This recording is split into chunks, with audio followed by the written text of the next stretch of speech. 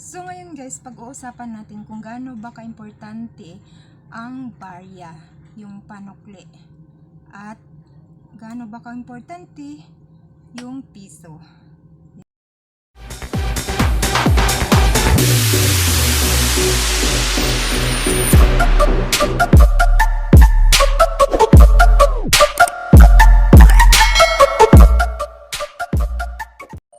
Hello guys, welcome back again sa my YouTube channel. So mag-o-open tayo sa ating binili kahapon. So isang box na lang to guys, kasi yung ibang naka-eco bag dinisplay ko na kagabi. So kakatapos ko lang ngayon maglaba guys, no. So ngayon yung isang maliit na na box ay open natin para ma-display na siya. Ito yan guys. At itong mga chichirya natin, ayan, ang dami ko pa dito ng mga chichirya na hindi na display guys, kasi wala na akong paglagyan. Ito pa, oh, ayan, hindi siya ma-display, wala akong pag-displayhan. Ito yung mga napamili ko ngayon guys, ayan. So ayan, eco bag, dalawang maliliit na box, tapos ayan, chichirya, tapos meron pa itong naka-plastic tsaka naka-eco bag, at ito, ayan, dalawang red horse lang. So yan yung mga napamili ko for today guys. So ito yung laman ng isang box guys na maliit. Ay, wait lang. Ayan, ito yung laman niya guys. Yan, Bioherb. So 10 peraso yan yung isa, dinisplay ko na siya. Yan, tapos yung isa naman, so yung isa naman guys, ito yung laman niya. Ayan, ito yun, yung isa. Yung laman nito ay, tinali ko, wait lang. So ito, nabawasan ko na to ng isa guys, kasi naubusan na ako.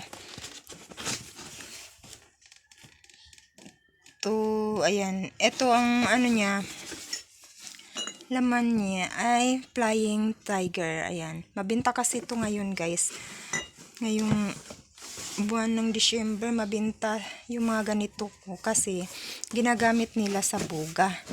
Yan, tapos ito naman ay yung long neck light, isang box to, pero ito yung nakaraan pa to na binili ko, yung isang long neck na dark. At etong mga senior na to, kalahati yan, stock ko yan guys. At ito yung ating bubuksan ngayon, yung maliit na box, para ma-display ko na siya.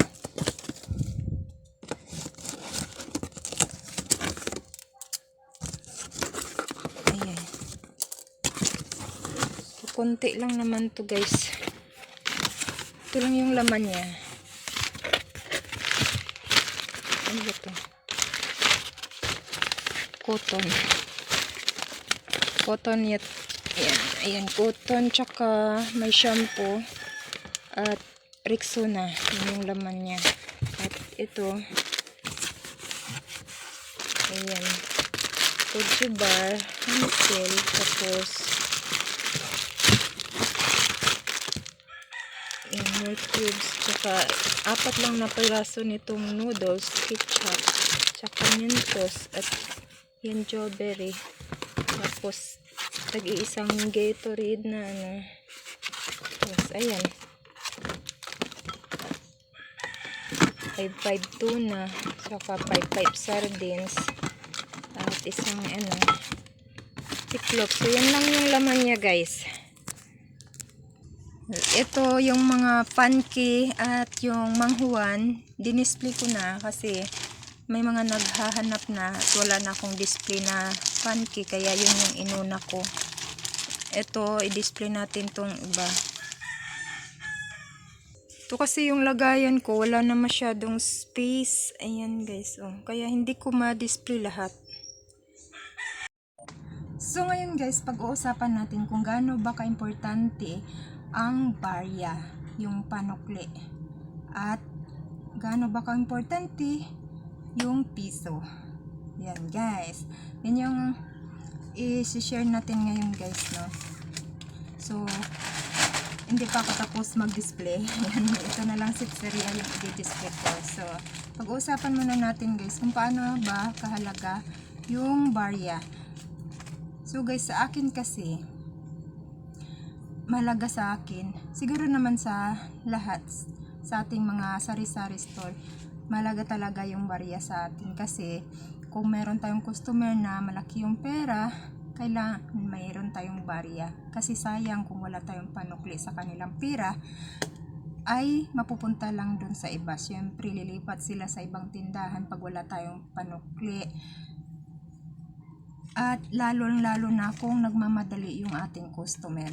So, ako naman kasi guys, ayoko kasi na maghintay yung customer natin.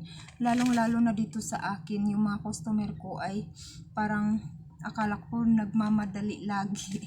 So, nahihiya naman ako na iiwan mo muna sila at maghanap ka pa ng barya kung saan-saan, diba? So, kailangan may maka-prepare na tayo ng mga panukli sa kanilang mga pera, sa ilang mga kaperahan.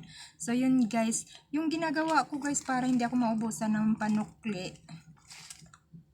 Pag meron akong mga tagwa 100, yan, tagwa 100, 50, 20, ganyan. Pag oras na mag-grocery ako, binubuo ko siya. So, kung sa tingin ko wala na akong mga barya-barya dito na naiwan, pinapalitan ko siya guys. So, meron kasi akong mga nakaseparate dito na ano guys, para kung sakali na kakailanganin natin. So, meron tayong madudukot, meron tayong gamitan ng ating mga barya. So, nag-iipon ako ng mga ating mga so, dito guys, dito sa wallet na to, nagsisavings ako dito. So, pag sa tingin ko, mga buo na siya. So, pag oras na mag-grocery ako, pinapalitan ko siya ng mga tagwa 100, ganyan, para kung sakali maubusan ako ng panukli, dito ako nagpapabarya. Ayan, pinapalitan ko dito sa aking mga ito kasi guys ay sa load. Yung mga savings ko sa load siya, sa load at sa bigas at sa dito sa tindahan. Yan. Ako ng mga barya-barya guys para kung sakali maubusan tayo ng dito na tayo magpabarya. Hindi na tayo tatakbo kung saan-saan. Diba? Lalo na yung mga coins guys, importante din yung mga coins, kaya hindi rin ako nagpapaubos ng mga coins. Nagdadala ako ng mga coins guys pag sobrang dami na yung mga coins ko. Pero pag ganito na tulad ngayon na parang hinahabol ako sa mga barya, mga piso-piso, so hindi ako nagdadala muna ng mga coins kasi naubos na talaga yung aking mga barya. So eto, kunti na lang yung aking mga tagli-5 piso, 10, ayan, kunti na lang siya. So, hindi ako nagdadala ng mga coins. At ito naman, yung tagpipiso ko ay ito na lang din. Para hindi ako mahirapan na maghanap ng mga barya pang panukli natin sa ating mga customer. Diba? So, hindi kasi pare-pareho yung mga customer natin guys, no, diba? Minsan may nagmamadali na kala mo hinahabol, kaya hindi ka pwedeng tatakbo pa o maghanap pa ng mga barya kung saan ka magpapabarya. So, buti na lang kung yung customer ay makapaghintay, ayun.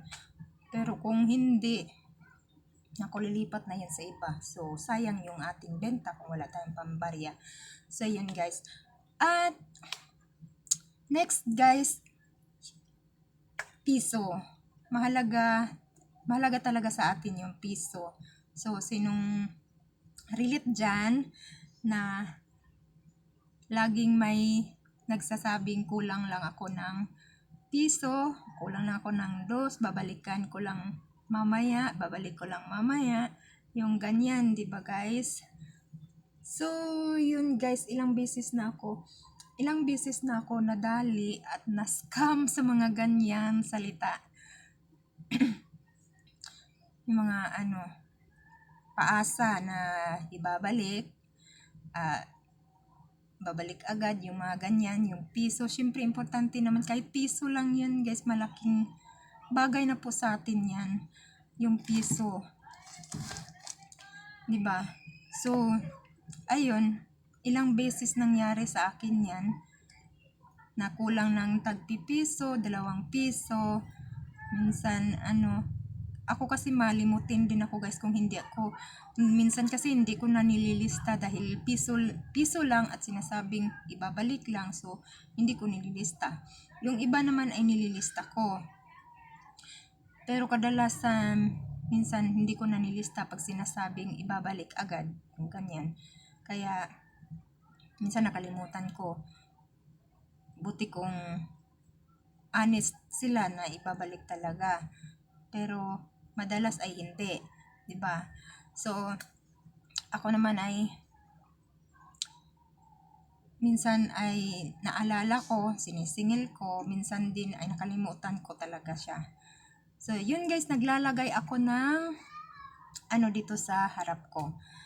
Naglalagay ako diyan ng bawal na yung kulang, pero meron pa rin ganun.